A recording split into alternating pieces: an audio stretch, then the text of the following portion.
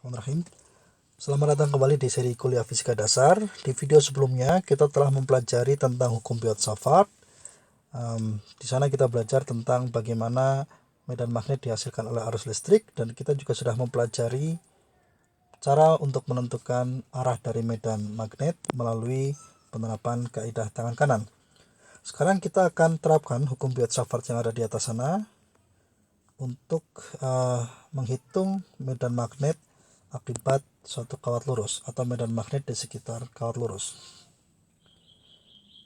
Misalnya saya punya kawat lurus begini, lurus saja kanan. Nah, untuk memudahkan barangkali kita bisa tambahkan koordinat gitu ya.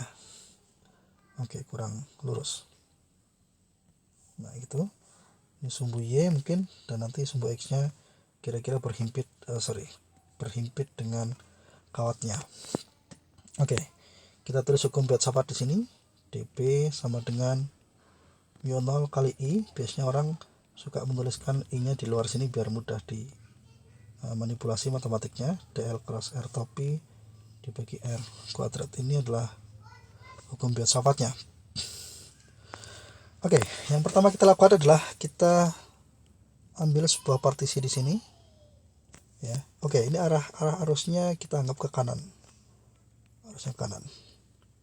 Partisi di sini, ya, berarti nanti arah dari DL-nya adalah ke kanan kira-kira. Nah, karena dia berada di sumbu X, nanti besar dari DL kira-kira kita boleh tulis sebagai DX. Nah, oh ya, kita belum tentukan di mana kita mau menghitung medan. Misalnya kita mau hitung medan di sini nih. Titik P, titik pengamatannya di sini. Jaraknya misalnya ini huruf A ya. Ini di Y sama dengan A. Nah, maka R-nya nanti dari sini ke sana. Oke, ini R-nya. Sudut ini kita kasih nama sudut theta misalnya. Oke. Nah, selanjutnya kita hitung dP-nya. Bagian depan ini mu0I per 4pi konstan, saya kira kita nggak usah pikirkan ini. Coba sekarang kita lihat bagian yang belakang ini, dl cross R. Ya, dl cross R. Pertama kita cari arahnya dulu. Ya. Nanti arahnya dP, arahnya nih sama dengan arah dari dl dikroskan dengan arah dari R topi. Nah, dl-nya ke kanan, R-nya adalah ke kanan atas. Atau dl-nya ini kira-kira arahnya adalah ke sumbu I, dikroskan dengan R-nya nanti ke arah kanan dan atas. Ya, jadi ada ya sekian pokoknya, misalnya I ini ditambah dengan J, kira-kira begitu. Nanti mungkin di sini ada koefisien. Koefisiennya misalnya berapa ya? Misalnya huruf P dan huruf Q misalnya. Ya. Kalau di cross product nanti hasilnya adalah ya ini harus dibagi dengan akar tertentu ya, akar P kuadrat plus Q kuadrat. Tapi mungkin anggaplah P sama Q itu suatu angka pecahan sehingga P kuadrat tambah Q kuadrat sama dengan 1. Oke, sehingga kalau kita cari hasilnya nanti I cross I itu 0, I cross C hasilnya adalah K. Jadi nanti kira-kira arahnya adalah K. Ini arah dari B-nya. Atau seperti di video sebelumnya kita pakai kaidah tangan kanan. DL adalah arah ibu jari, sedangkan DL adalah arah jari telunjuk dan R-nya adalah arah jari tengah. Sehingga arah B-nya nanti ditentukan oleh ibu jari. Hasilnya adalah di P ini medannya kemana? Coba, jari telunjuk di sini di DL, jari tengah di R. Hasilnya, oke betul, B-nya adalah ke arah luar kira-kira. Ya, arah B-nya nanti keluar dari bidang gambar. Oke, arahnya selesai. Sekarang kita hitung besarnya. Kira-kira besarnya nanti akan seperti ini. mu0I ini konstan saja kita tulis. Nah, nanti yang belakang ini kita harus pikirkan dl cross R. Kalau kita cari besarnya nanti hasilnya adalah dl, ya besarnya dl kali besarnya R kali sudut di antara dl dan R. Saya gambar di sini tadi sudutnya adalah theta ya. Sin theta per R kuadrat. Oke, bagi yang lupa kalau saya punya dua vektor dikroskan begini, kita cari besarnya, hasilnya adalah besarnya A kali besarnya B kali sinus antara sudut antara A dan B ya, theta AB gitulah. Oke ya, jadi kita punya dB yang sebesar ini. Oke, sekarang kita kerjakan lebih rinci. Saya salin ulang yang dB tadi. dB nya adalah 0I per 4pi, kemudian dl ini besarnya tadi kita sebut sebagai dx, r topi ini vektor satuan besarnya 1, sehingga kita tulis 1 saja atau nggak usah ditulis. Sin tetanya kita salin di sana dibagi dengan r kuadrat. Nah, kalau kita mau menghitung medan total akibat kawat dari ujung kiri sampai ujung kanan, maka dB ini harus kita integralkan dari batas kiri sampai batas kanan ya. Jadi B nya adalah integral dB dari kiri ke kanan, dari kiri ke kanan. Nah, tinggal kita selesaikan integral ini. Yang jadi soal di sini adalah kita punya x, theta, dan r yang tiga-tiganya saling berkaitan satu sama lain. Lihat gambarnya, x itu kira-kira di sini nih, dari sini ke sini. R itu yang ini, sedangkan ini adalah a tadi. A ini theta yang kita tulis di bawah sana. Dan ini tadi jaraknya adalah a. Kita boleh gambar ulang segitiganya. Ya, ini a, ini r, ini x, dan ini theta. Kalau kita mau selesaikan integral ini, yang kita harus lakukan adalah kita ubah tiga variabel ini, x, theta, dan r, menjadi variabel tunggal. Kita manfaatkan hubungan trigonometri untuk segitiga ini. Caranya sebagai berikut.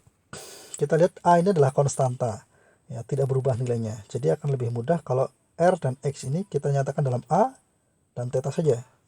Ya, jadi kita akan punya a dibagi r sama dengan sinus theta. Akibatnya kita punya super r sama dengan apa tuh? Super a kali sin theta, atau super r kuadrat sama dengan, geser ke atas sedikit, super a kuadrat kali sinus kuadrat theta. Oke, ya ini a per r. Kemudian a sama x. A per x atau x per a sama dengan kotangen dari theta. Dari sini kita dapat x-nya sama dengan a kali kotangen theta. Sehingga kalau kita cari turunannya terhadap x, ini kita akan dapat a kali turunannya kotangen theta. Itu minus kosekan kuadrat ya. Minus kosekan kuadrat theta. D theta. Dx-nya super r kuadrat, tinggal cemplungin ke sana. Jadi 0I per 4pi integral dari kiri ke kanan. Nanti sudut kiri saya sebut sebagai theta 1 dan yang kanan saya sebut sebagai theta 2. Ya, sin tetanya kita biarkan. Super r kuadratnya ini super a kuadrat kali sin kuadrat theta. Sementara dx-nya kita ganti ini. Minus a kosekan kuadrat d theta. Begitu. Perhatikan kita punya A1 di sini ya, sehingga isinya super A, kemudian sin theta sama kosekan kuadrat kalau dikalikan tuh hasilnya 1. Ya, ini 1. Nah, jadi kita punya mu0i per 4pi integral, sinnya boleh kita pindah ke sini jadi min sin theta begitu. Oh ya, masih ada A tadi di sini, saya pindahkan ke depan sana. A begitu. Dan tinggal d theta dari theta 1 sampai theta 2. Hasilnya apa? Integral dari minus sinus. Hasilnya adalah kosinus. mu0i per 4pi kali A kosinus theta. Dari theta 1 sampai theta 2. Ini P-nya. Kita ulang gambarnya tadi. Kira-kira begini, titik P-nya ada di atas sana. Theta 1 itu terkait dengan sudut yang ini, menyatakan batas kiri dari kawat, sedangkan theta 2 itu yang ini nih, theta 2 ya, theta 1, theta 2 ya, arah hadapnya harus sama. Theta 1 ini kan menghadap ke kanan, theta 2 juga menghadap ke kanan. Oke, ini adalah medan magnet yang dihasilkan oleh kawat lurus. Kalian bisa kerjakan atau kalian bisa terapkan ini untuk satu kasus yang sangat istimewa. Perhatikan kalau kita punya kawat lurus yang sangat panjang. Kawat lurus yang sangat panjang berarti ujung kirinya itu dia menjauh ke kiri itu sampai tahingga kira-kira. Maka theta satunya menjadi berapa? Ya, menuju 0.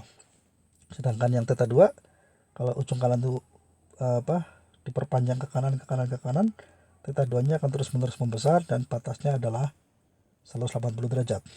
Ya. Jadi kalau kawat yang sangat panjang, kadang-kadang orang sebut sebagai panjangnya tahingga, tapi mungkin lebih fisis kalau kita sebut sangat panjang. Theta satunya tuh kira-kira menuju 0 dan theta 2-nya kira-kira menuju pi radian. Sehingga nanti B-nya sama dengan mu 0 kali I per 4pi kali A. Coba cosnya dikerjakan. Cos 0 adalah 1 dikurangi cosnya 180. Hasilnya 1 dikurangi min 1. Hasilnya adalah 2. Jadi B-nya adalah mu 0 I per 2 pi A. Kenapa 2? Karena ini ada angka 4. Ya, sama ini dikalikan. Oke, ini adalah medan magnet akibat kawat lurus yang sangat panjang.